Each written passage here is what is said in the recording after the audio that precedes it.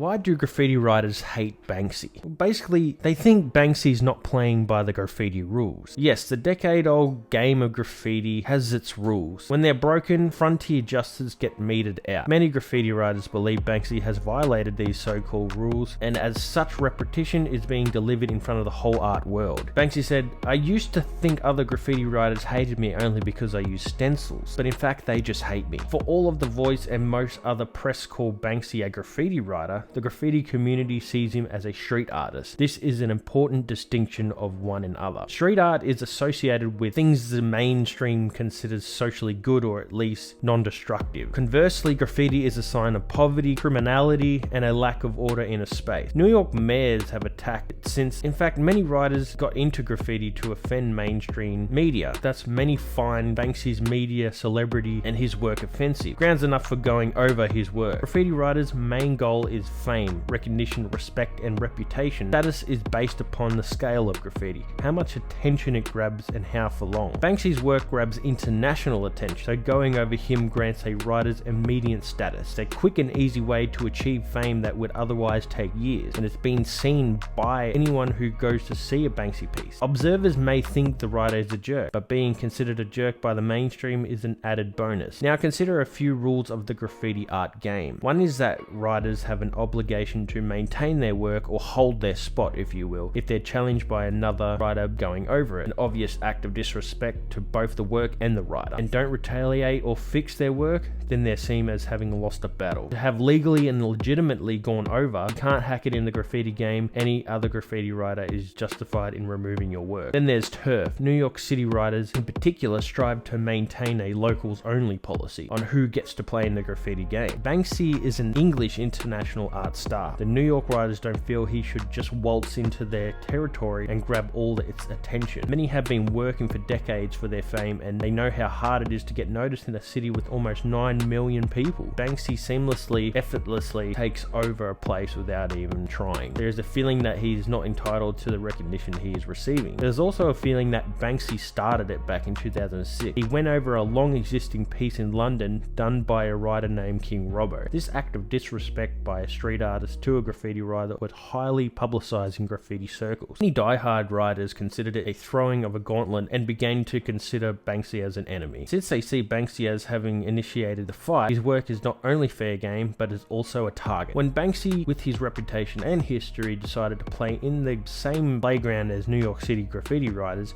he picked some of the particularly tough playmates who don't care about mainstream opinion or even please when it is negative. So expect more graffiti pieces from Banksy to get gone over by actual graffiti writers. Play a complex prestige game while vying for the ability to appear on public places. As far as they're concerned, Banksy is not exempt from its rules. Long story short, graffiti writers hate Banksy because Banksy thinks he owns everything. Hoping you guys enjoyed this video. Thank you for watching. Have a great day and have a good one.